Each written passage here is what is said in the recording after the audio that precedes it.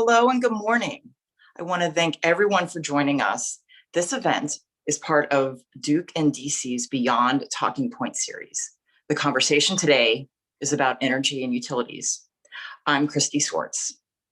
Our panelists for today are Greg Gershuny, Kate Konschnik, and Brian Murray. So we're going to get started because we've only got an hour, and I know that everybody's got a lot to talk about. So with this new administration, what are the three biggest takeaways? What are things that our audience would want to know and would need to know coming out of this new administration regarding energy and utilities?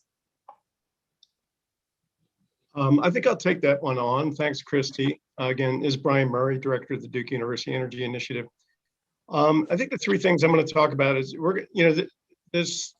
this event is focused on utilities in the electric sector. So the first two things I'm going to talk about are system needs to get to net zero carbon electricity by 2035, because that's what the Biden administration has declared as a goal. Now, net zero means a lot of renewables. It doesn't necessarily mean 100% renewables.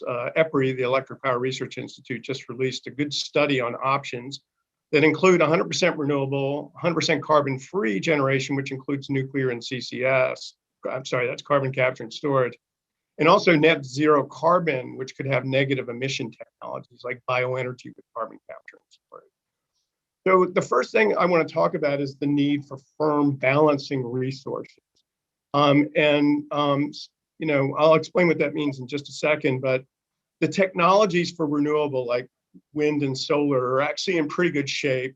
The improvements in the technology and cost curves have been coming down. There's still some advances that need to be done in offshore.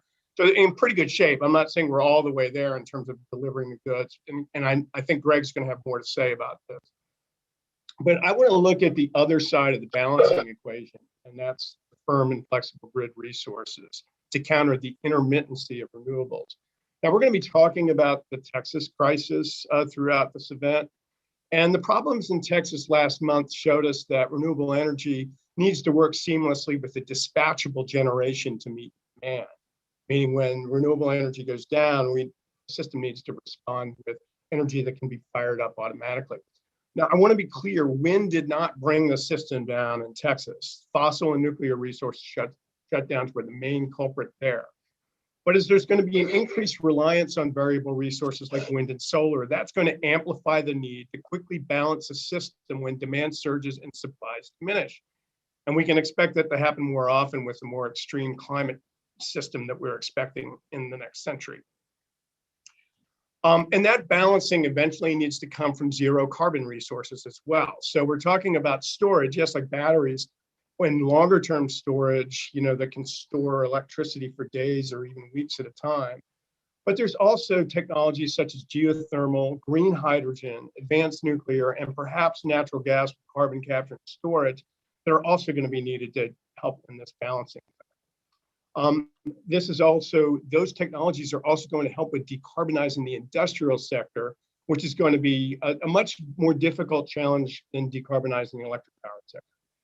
So funding by the Biden administration and Congress can be used on R&D to advance these technologies and loan guarantees to carry them to market. Happy to talk more about them. The next priority is transmission. Like 𝐏𝐵𝐞𝐬𝐬, transmission. So balancing can occur locally or over a very wide area, like the continent. And again, part of Texas's problems were related to its relative isolation from the rest of the national grid. But the key point is the renewable energy potential is not evenly distributed across the landscape, and neither are the people that use electricity. So we're going to need an infrastructure to move electrons from where they originate to where they're used. The one idea that has been advanced by 𝐓𝐴Core and others is a macrogrid initiative, and that's developing a high voltage direct current network over long distances that will connect the grid throughout the country in a more efficient way, and also a series of better integrated regional networks. Now, a critical issue there is cooperative federalism on siting, and I think Kate's going to talk more about that. The Federal Energy Regulatory Commission does not regulate transmission, states do, and that is sort of the third rail of federal-state partnership in terms of the electric power sector. And again, I think Kate will probably talk more about that. Now, one thing to bear in mind is that transmission is largely a private investment, but government incentives can play a role there as well. So for instance, there can be tax credits to private parties to invest in transmission. And then lastly, we need to spread the love beyond the electricity sector to the rest of the economy by electrifying many of those other sectors, like whether it's transportation, homes, or industry. Now, transportation gets a lot of mention in electric vehicle charging.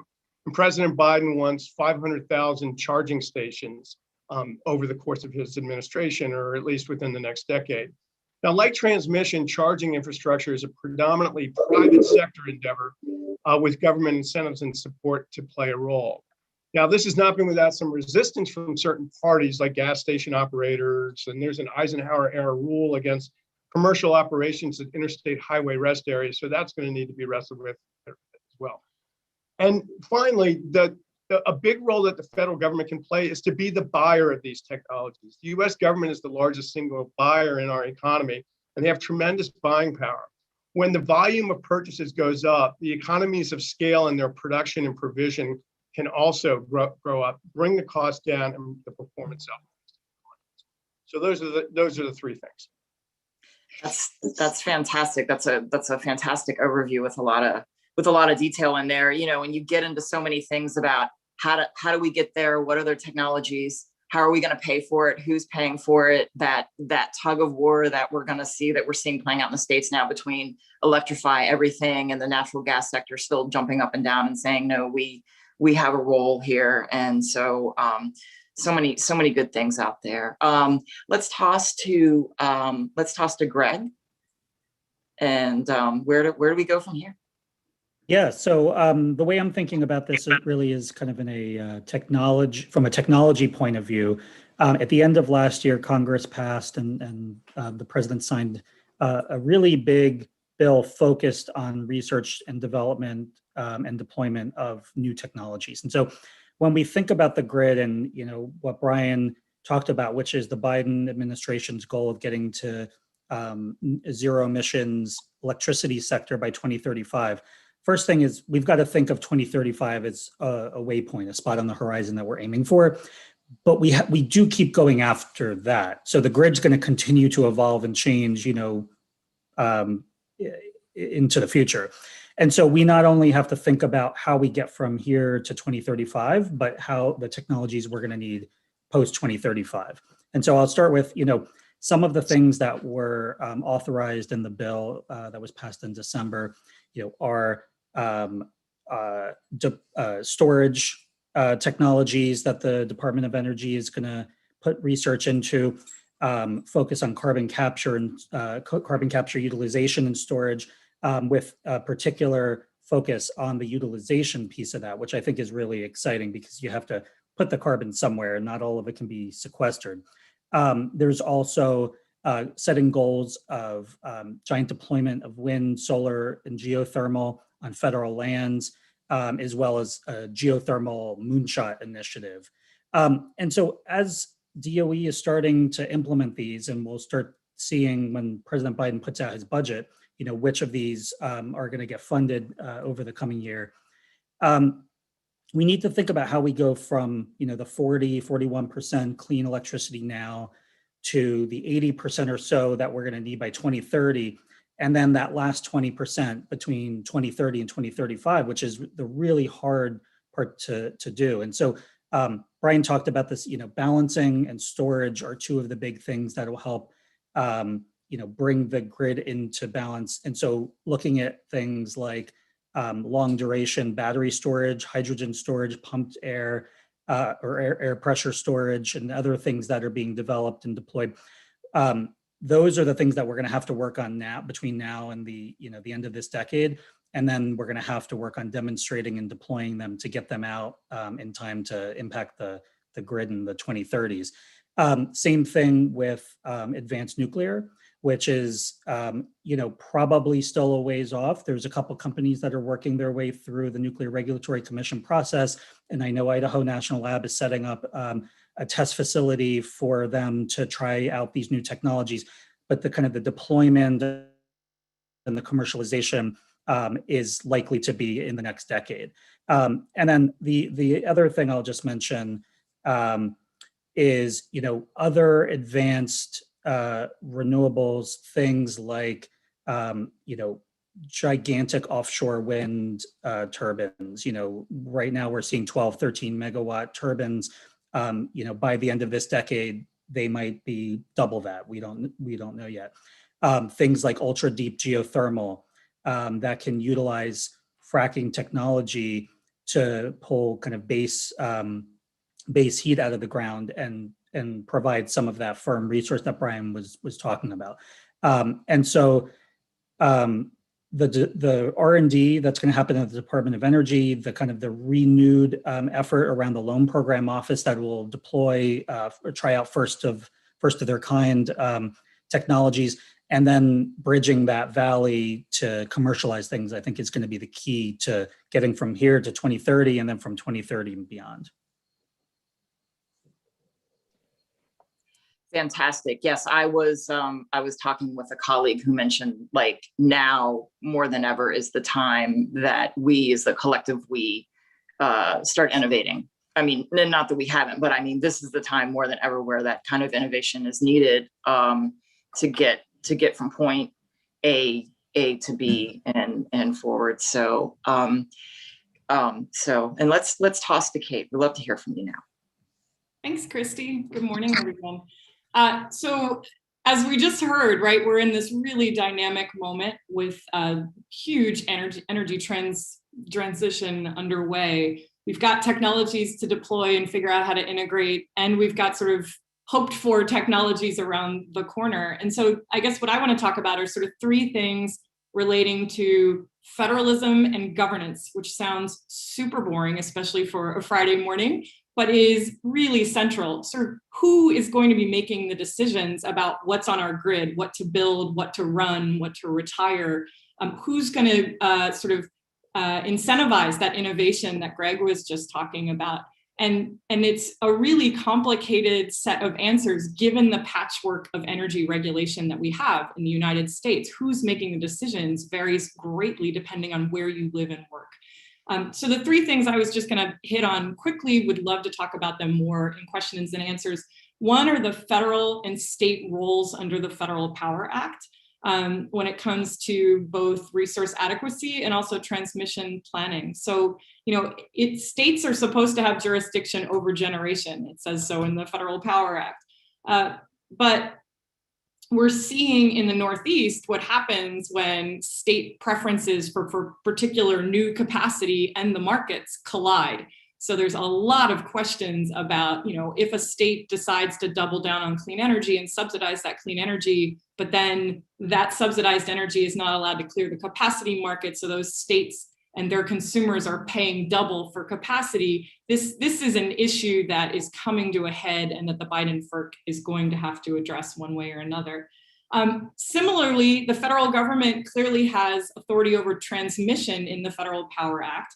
But as Brian said, states have authority over the siting, where the transmission actually goes. So do we need to federalize transmission siting in order to get these long distance, high voltage lines that people say we need to integrate renewables? Brian mentioned the third rail. I mean, all of the senators who would need to vote to strip states of siting authority come from states. And this has been an incredibly heavy lift, and we've not been able to do it so far because this is a very contentious topic.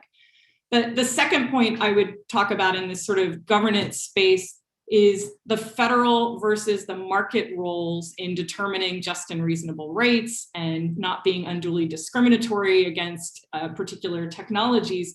FERC is highly deferential to the 6 FERC jurisdictional markets in the United States, which cover about 2/3 of consumer load. And yet we've never had a court actually say, yes, it's okay for the markets to be determining these fundamental questions in the Federal Power Act. And yet here we go. So we see sometimes FERC sort of still inserting itself and saying, and we've seen this over the last 2 administrations, both the Obama and the Trump administration, FERC orders telling the markets, you need to accommodate new technology, demand response, energy storage, now distributed energy resources. And we're going to be seeing those regional markets figuring out how to change their rules to induce more aggregation of distributed energy. That's going to be a really interesting thing to watch. Finally, what's the public's role in all of this? This is my third point. Energy planning, siting and building and selection of resources has always been, or traditionally been, this very technocratic closed door exercise, whether it was done in front of public utility commissions or in front of FERC. This was sort of a boring, most people had no idea what was going on. We've seen sort of a democratization of the grid, and we have a lot more. Part of it is just more independent power producers, more technologies and grid services coming to bear. So we've got more market participants, but we also have all these public policy goals that we want to achieve through our grid now. So you see environmental groups coming to public utility commissions and to FERC proceedings and to RTO governance processes. You see consumer advocates showing up. And as you see all these folks show up, there's going to be a lot of tension between the sort of core values of our grid of affordability and reliability. And we've just realized that again with Texas. The most important thing is that when you flip that switch, you want the power to be there. But then how do we integrate all of these other public policy goals like decarbonization and while maintaining those initial core sort of functions of the grid? And I do think the fact that this FERC now is thinking about opening up for the first time an Office of Public Participation is really interesting. This has been something they were able to do since 1978, and yet they're only doing it now in 2021. And so I think it is a reflection of more people interested in these processes. And I think we may also see in the markets a real pressure to open up and be more transparent and be more participatory. And that makes everything a lot more complicated, but there are things to watch. Excellent.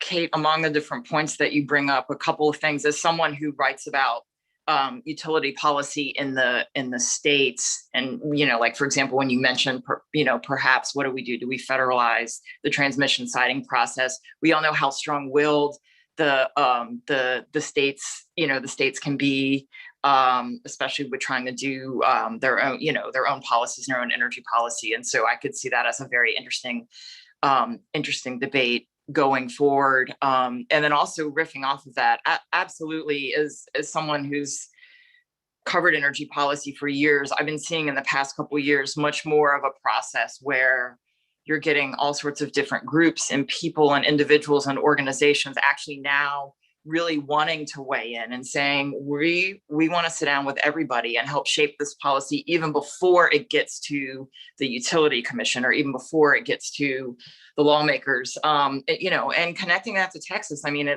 it's sad that it takes some kind of a crisis like that to get people to pay attention, but sometimes that's what it takes. Everybody kind of takes things like electricity for granted, and then when something happens like that, and especially when you're home and it's dark and you're freezing, then sometimes that kind of kicks people in gear.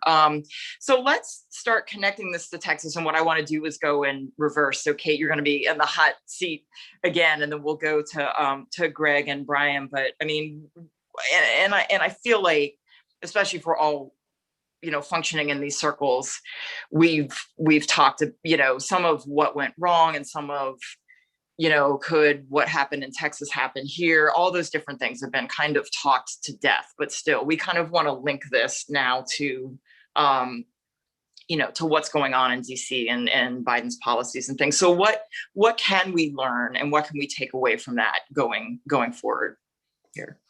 Yeah, a lot of lessons, and we certainly saw in the hours and days following the initial blackout, sort of everybody running with the reason that sort of solidified their own worldview, right? So hopefully now we're getting to the more nuanced stage.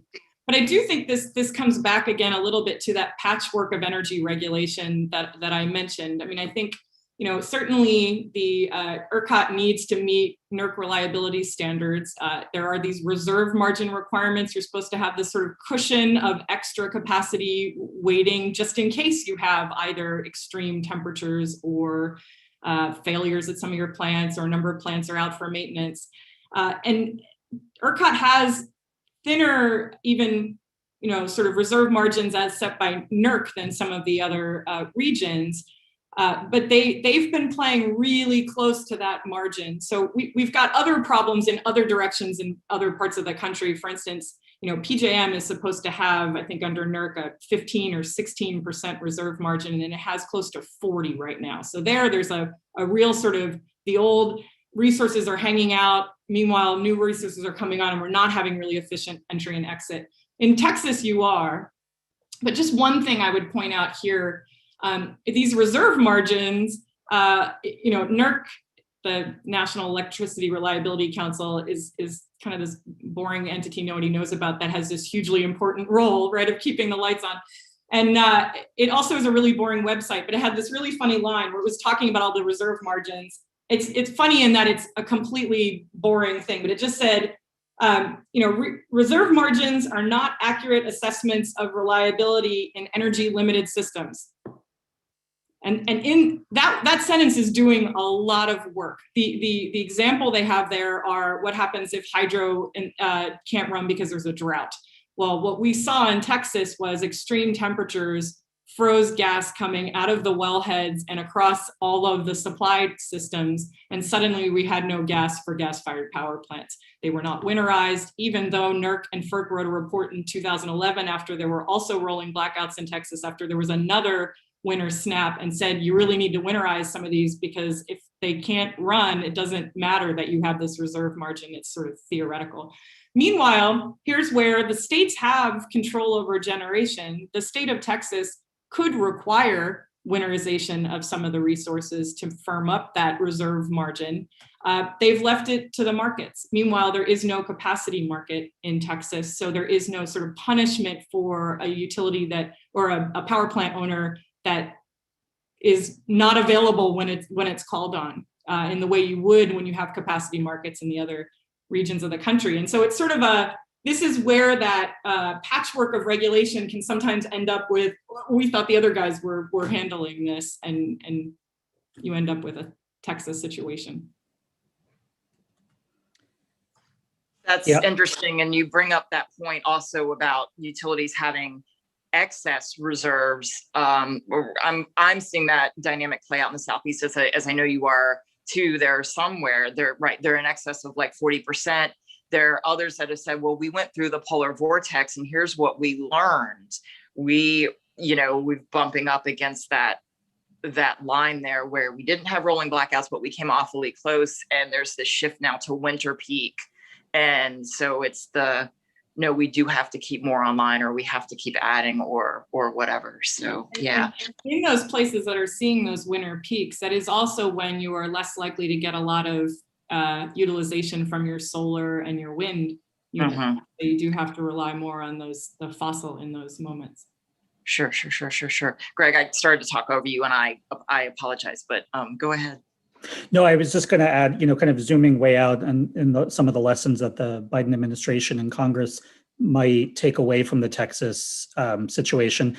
When I was at the Department of Energy and we were working on the Quadrennial Energy Review, we had this list of ilities, which were all the attributes that we wanted the energy system to have. And the three big ones were affordability, sustainability, and reliability. And I think when you're designing a grid to, be 100% clean, and, you're thinking long-term and new technologies, it's easy to put aside the reliability aspect of it in exchange for sustainability and then affordability. But I think that, these are things that we have to balance against each other. It can be more expensive. It is more expensive to have a more reliable grid. Most Americans have their grid is up 97% of the time. But those hours that it's down, those can be really bad hours. And for people who are the most vulnerable, that can be the difference between life and death, between being able to, have your insulin be cold enough to not go bad, for your, oxygen tank to continue working, things like that. And so I think we need to make sure that we're balancing all of those things as we go forward, because it's really easy to just focus on sustainability, or what I think Texas had done is focus on affordability to keep their energy prices low, kind of at the expense of reliability in this case. Sure. No, I mean, as I've explained to people that don't even dabble into what you all do or what I do, I said, look, utilities don't want to mess around with reliability, and you can basically harden and proof up a grid, but then the cost with that is amazing, and also with the challenge of bringing on new technologies. I mean, all of the ones that you all talked about, it's like they're there, but they're not everything's at scale. And I said an electric company is not going to mess around with something that only works like half of the time, because the other half it doesn't work. Then that means someone you care about isn't getting their oxygen, or yes, their insulin is now warmed up and they can't take it, or something like that. I mean, you're right, it gets down to a very life and death situation here. So Brian, definitely want to have you weigh in as well. Sure. As I reflect on what happened in Texas, I'm just struck by how painfully appropriate a reflection of the last year that the Texas crisis has been. Whether it's the fact that people have been confined to their homes, and so what's happening to their homes really puts them at deeper risk.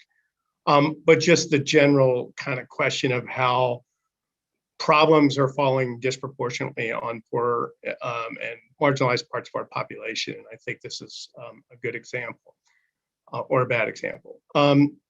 Now, I should say I'm an economist by training. And so I believe, that markets can be really a powerful force for delivering goods and services.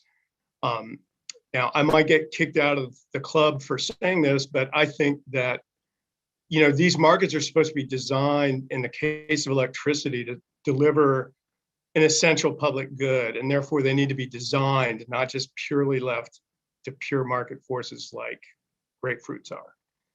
And there have been some real design challenges associated with the Texas market. I won't get into all if anybody wants to, through the Q&A, kind of get into the nuts and bolts of how it's designed, I'd be happy to do that. But basically, in one way, it led to the resource inadequacy issues that Kate alluded to earlier, which is sort of the dependence of what's going on just in the energy market to determine how much investment and resources there's going to be. But a big part of this is prices are allowed to run up to a cap of $9,000 a megawatt hour. That's $9 a kilowatt hour. Look at your electricity bill. It's like 10, 11, 12, 13 cents, depending where you are, a kilowatt hour. We're talking about hundreds and hundreds of multiples. This has been happening for years. It usually might happen a few hours a year. It kind of all balances out, and it's not that big of a deal. This price prevailed in the wholesale market for 4+ days, leading to billions and billions of dollars of money transferring from one party to the other.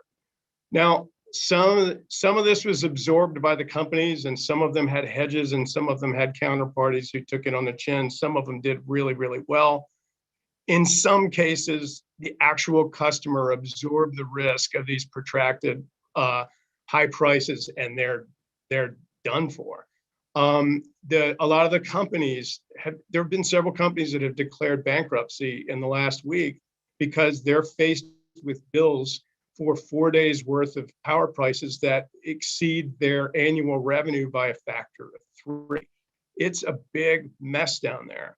And I think that the head of the Utilities Commission's been fired. The head of ERCOT has been fired.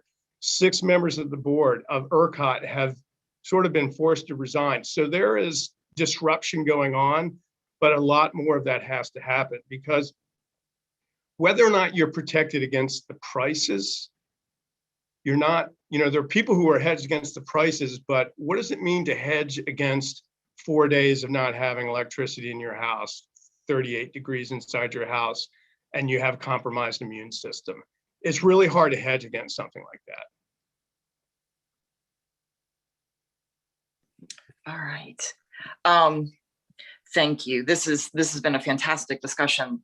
so far, and I certainly hope that the audience agrees with me. We are going to move into Q&A from the audience here, and bear with me. All right, question number 1. Would some kind of realty exchange program facilitate the remapping of the future grid of alternative energy? Gas station properties and owners could trade their properties to become energy storage locations while acquiring strategic sites for the new grid design. And what we can do here is just open up, get bits and pieces from all 3 of you, and I'm good with that. So I guess, I mean, Yeah. I'm not sure I can directly answer the question, but 2 things that we've been looking at kind of around that area. One is using existing rights of way, like train, like rail lines, for underground transmission is, I think becoming a very popular option, because you don't have to go through as much of the siting process as you would building new rights of way. The other thing is, Aspen's been doing a series on kind of the future of cities and utilizing parking lots, parking garages, other empty space for things like battery storage, car charge, EV charging, things like that, as the transportation system gets more electric and eventually more autonomous, these spaces can be used kind of in different ways, because the cars won't need to park there as much, but they can utilize that space for other reasons. Cool. Kate, Brian, do you have anything to add? I think all I'll say is, it's already been the case. You will see, you do see electric charging stations actually co-located at traditional gas stations. You'll go and you might stop on the side of the road, go to your gas station, look over there, and there's 12 Tesla charging units there. They want to locate where people will pop out and buy snacks and things like that as well. So I think to some extent that's already happening. And as Greg pointed out, co-locating big infrastructure, transmission infrastructure with already existing infrastructure that's in place just makes sense. You can do dual use a lot of these things. Kate? Yeah, I would agree with everything people have said. The one thing I would say is the Nicholas Institute has been running a roadmap process for South Carolina to think about electrifying the transportation sector. And we had one of our meetings the other day, and without any attribution, because that's we're not allowed to do that. But there was this really interesting conversation about the fact that you can do some of that, sort of swapping out or co-locating different types of fuel systems, but that part of getting an electric vehicle is also sort of changing your mindset about when and how you charge, right? So it's more of a, you don't have fuel stations at your house, whereas you can charge at your home. And then, also if you're heading out and about, you may want to have fueling stations by movie theaters or restaurants or somewhere where you're not going to be just sitting there staring at your car for 30 to 40 minutes waiting for it to charge, but it's a place where you're already going to be leaving your car there for some time, or a parking garage in at your employer. And so there was some of that conversation about sometimes the co-locating, for all the reasons the other speakers mentioned, make abundant sense. Other times it may be, particularly if we're not doing fast charging everywhere, having to think about more sort of, where will somebody's car be anyway for 30 minutes to a few hours? And then proceeding from there. Excellent. Okay. The questions keep rolling in, so this is good. Okay. Question number 2. According to EIA data, wind generation peaked at, I'm just going to round this up to more than 9,000 megawatt hour at 4 p.m. on Sunday, February 14th, and dropped to 25 megawatt hours at 8 p.m. Oh, I'm sorry. I read that as a dollar figure. 25 megawatt hours at 8 p.m. Monday, February 15th.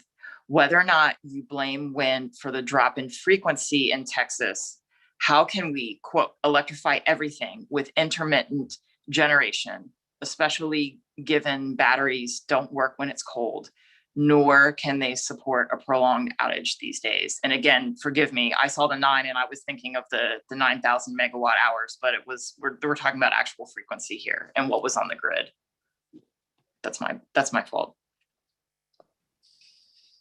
I guess I'll start the response there. I mean, I think it's a really good question, and I tried to kind of hint at this as well in my comments that, okay, so I think the questioner wants to ask, maybe sort of diagnose exactly what happened on the 15th, and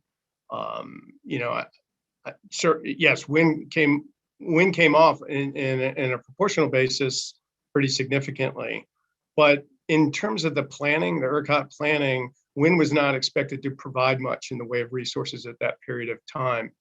And there was a sense that there was ample fossil and nuclear resources available to dispatch to meet intermittency. The big problem was, and that's like many more gigawatts worth of capacity that were supposed to respond. The problem is huge chunks of that capacity were unable to respond because of everything from equipment failure to frozen pipelines, to inability of removing natural gas from the wells, to frozen coal piles. And so the whole system was unable to react. And so the questioner really gets at a point that I did try to make, which is, and in a future where we're going to be relying more on that and relying more on electrification, the critical issue that needs to be done is to have the firm balancing resources available to meet these needs, because they're going to be necessary, and they're going to be even more necessary when we have more coming from wind and solar. So but we know that. I mean, it is not a big surprise to people who have been targeting higher levels of renewables that they are intermittent, and that the wind does. Surprisingly, people actually do realize that the wind doesn't blow all the time and the sun doesn't shine all the time. So this is really where I think a lot of the technology and market emphasis has been on how to develop these balancing resources. So a really good question, and that's also where the focus needs to be. Let's toss to Kate if you wanted to chime in, and then we'll go over to Greg. Yeah, just a couple of things. I mean, and maybe they all fall under the sort of rubric of just planning and forecasting. So, drops in generation from any particular resource are not a problem if you can foresee them, right? If it's out of the blue, all of a sudden, something goes offline, like the nuclear plant for safety reasons, like that can be more disruptive than, hey, we know there's going to be this dip as the sun goes down and solar utilization goes down as well, or solar output goes down. And we are getting better at predicting the sort of wind modeling and sort of knowing when you will see those big drops. And of course, as we've talked about, this was sort of a perfect storm in February in Texas. And something that we should note, if we haven't already, is just with climate change, we can expect more of those kinds of storms. So there can be less of an aberration and something more that we need to forecast for and plan for. But as we electrify different sectors of the economy, forecasting is also going to be really important, not only about how quickly we think we will be electrifying, but particularly for things like transportation, which are a really flexible load, when they are going to be calling on the grid to meet their needs, and whether we can design policies to sort of drive them to more optimal times of day to be charging. So either when otherwise demand is down, so you're not creating new peaks and needing new reserve margins to account for this additional load. Or we've done some modeling at the Nicholas Institute that also shows sometimes midday charging in parts of the country can make a lot of sense because you've got a lot of renewables that otherwise need to be curtailed. So there's, I think, a lot of, the questioner is right that we really, as you bring on more load, you're going to have to really anticipate where that load will be, when that load will be, how much of it there will be, and build that into the utility planning processes. Sure. Okay. Greg, let's hear from you. Yeah, and sorry, I was having some connection issues earlier. I guess the only thing, I mean, Brian and Kate both talked about this fantastically. I think the only thing I would add is, this was a failure on multiple fronts. Lots of things went wrong for this for what happened to happen. And I think that we need to, the demand went way up as the supply went down. And so better planning could have predicted that, but then other things also went wrong.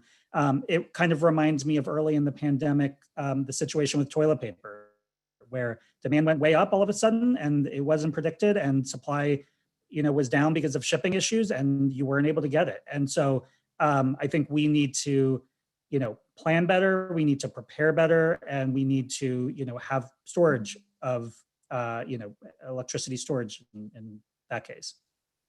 Sure. Cool. All righty.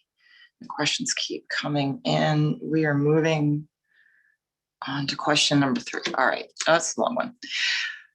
Acknowledging the climate change is a global issue, and for decades, the United States has actively engaged in global energy policy. How does the United States avoid losing its competitive fossil fuel advantage and the race to the bottom dynamics on the global stage as it transitions to a low carbon energy system, assuming that other nations do not transition simultaneously? What are your thoughts on the American energy transition in foreign policy? That's a loaded question, but that's a good one.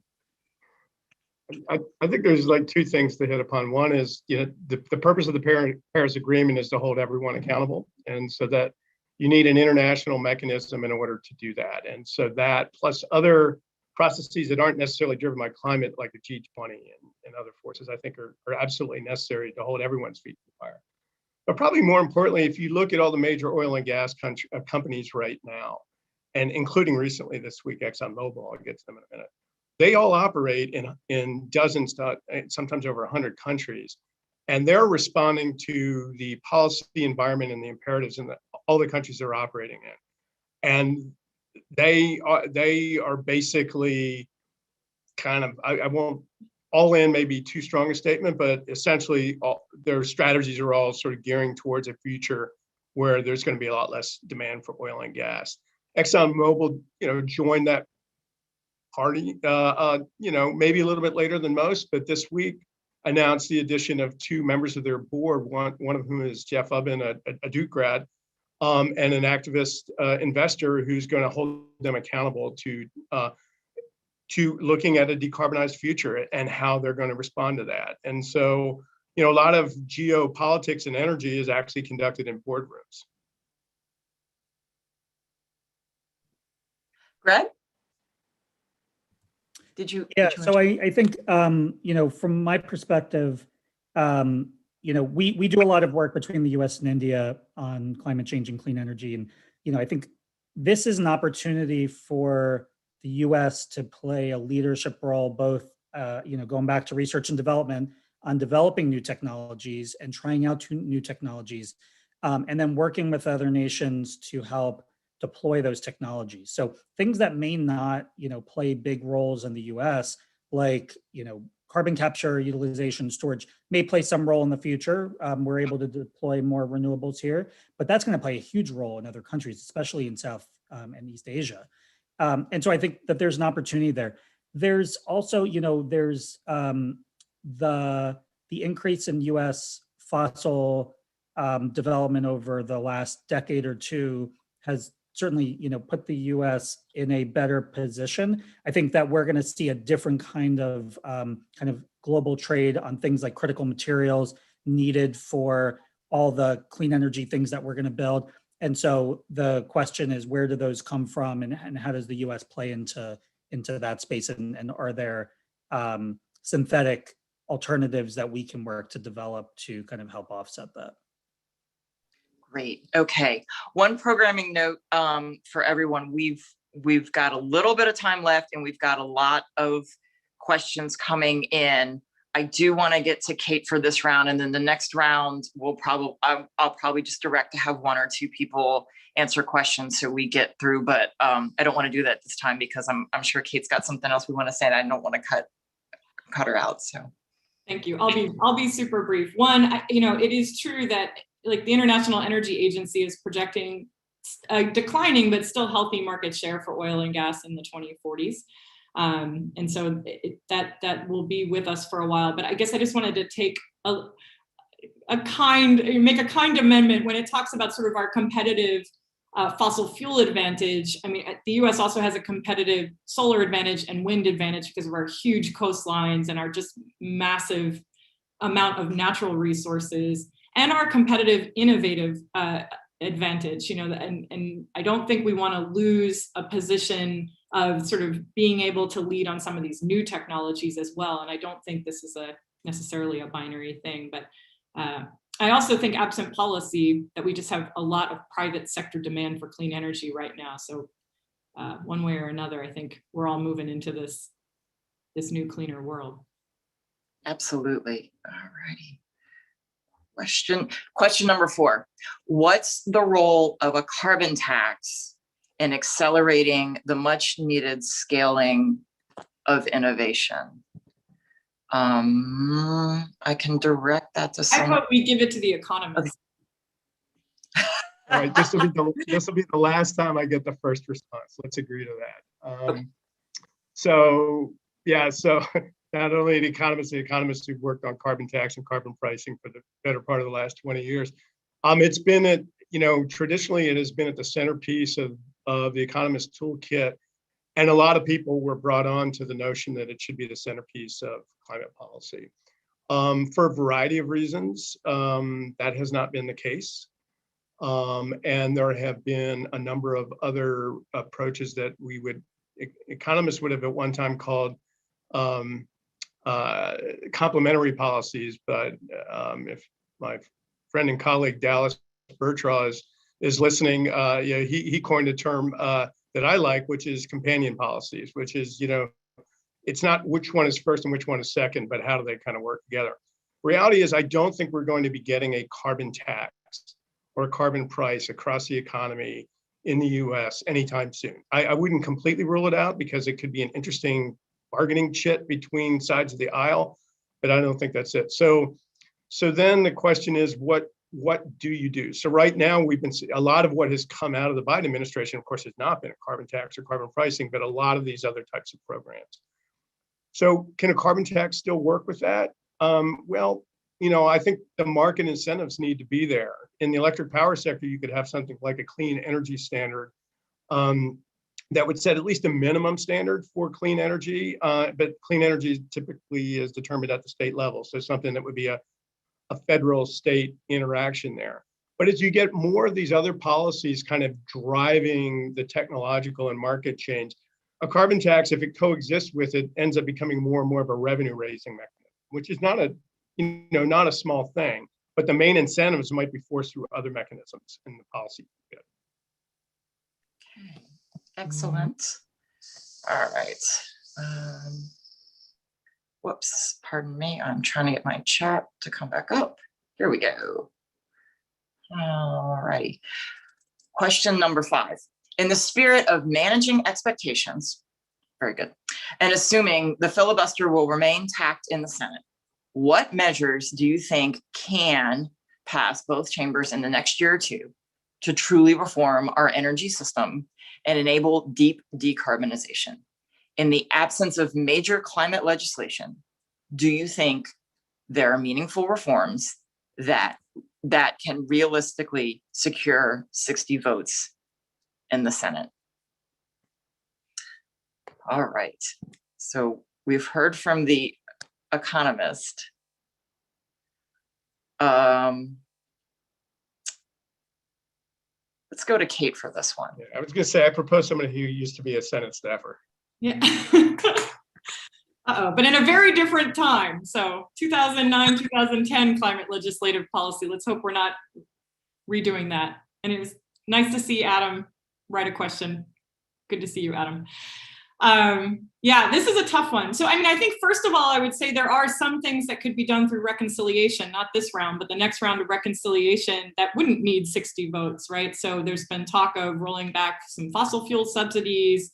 There could be a lot of tax credits and breaks, whether it's extending the ITC and PTC or new tax breaks for either just the renewables we've already got to scale up, or some of the technologies, doing R&D on some of the technologies that Greg was talking about earlier.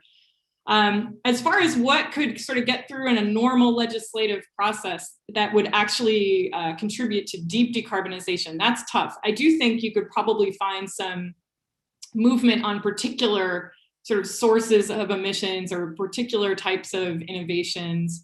For instance, my former boss, Senator Whitehouse, and Senator Barrasso have teamed up a few times on things like carbon capture and bioalgae. So there's certainly places where folks are reaching across the aisle and working on things together. I think reducing methane leakage from the oil and gas sector is something that there seems to be some reasonable agreement across the board and understanding by at least parts of the industry that this is part of social license and maintaining market share in a decarbonizing world. So I think you could see something there. I'm pretty intrigued by the clean electricity standards as well. Like some of those pieces of legislation have been pretty interesting. What it would take to actually get it across the finish line, I don't know, but I think those are really encouraging conversations and a place where you could see some robust bipartisan support. Awesome. Cool. Hey, Christy, can I just jump in real quick on this one? Oh, too? absolutely. Sure. I think it's entirely possible that two things are going to be true. One is we're going to decarbonize our economy by the mid-century, and the other is that we never pass a giant piece of legislation that looks like a home run during that entire time. And I think that's fine. That's a perfectly good outcome, because I think that it's much more likely that we pass smaller things like 45Q or changing, updates to ITC and PTC, or, changing the EV tax credit or clean electricity standard than to pass an economy-wide carbon tax. I just think that that's, trying to eat the whole pizza in one bite. And I just don't know that that's possible in this day and age. That's what I was thinking of, the a really good like food analogy for it. How do you eat something that's really big? You do it one piece at a time. So you nailed it with that one. So cool. All right. What is going on here? Okay. Oh, goodness. All right. Number 6. Who would be responsible for winterizing natural gas wellheads? How could market design forces do this? Goodness. All right. Well, Greg, we haven't heard from you first. So do you want to take that one? Or I saw a look on your face. I'm not sure if that falls under your bailiwick or not, but yeah, I don't really know the answer to that specifically. Yeah, I started thinking the same thing. All right. Well, Brian, Kate, you guys can duke it out, because I can see both sides on that for who would be the better person. I'll chime in.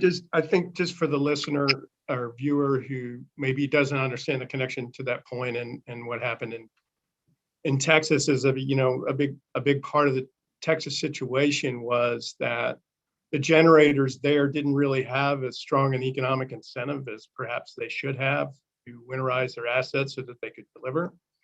And that wasn't essentially really a term of involvement in the market. Whereas in other markets, it is and can be, and in part because it doesn't usually do this in Texas. And so they probably felt like maybe it was unnecessary. Well, they'll probably have to revisit that now. But one thing too is, there's, as part of the narrative here is the notion that Texas has its own grid part of the narrative is to escape federal oversight. Well, that's not the case. I mean, it means that the Federal Energy Regulatory Commission has less oversight of what's going on in Texas.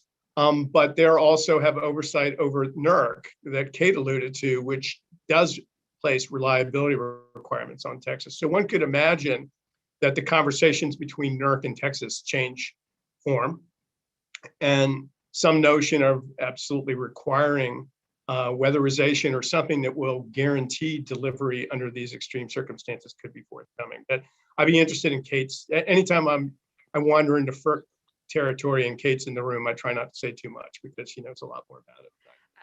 Absolutely, yeah, she signaled she wanted to weigh in, so let's do that for sure. Yeah, so I actually am not going to answer with FERC because the wellheads, this is traditionally an area of state regulation.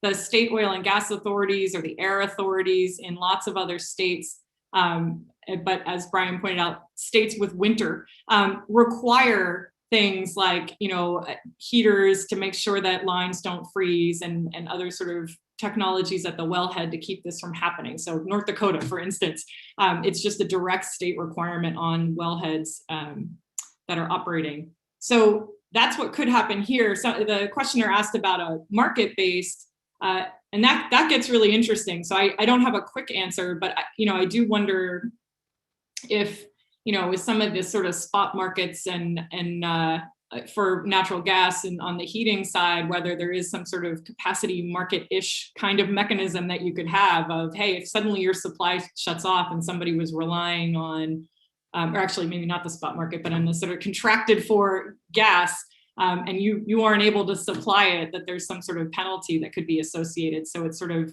you're on your own, you're taking a risk by not winterizing because you might have to pay some sort of penalty, but that is crazy talk off the top of my head. So would love to think more about that. Sure. So by my count, we've got 3 minutes left. So let's get in one more. Can the panelists talk about how capacity market design is being impacted by rapid changes in technology? Whoops. Okay. Greg, let's hear from you. I hear technology, and I think that sounds like that's going to fall under your bailiwick.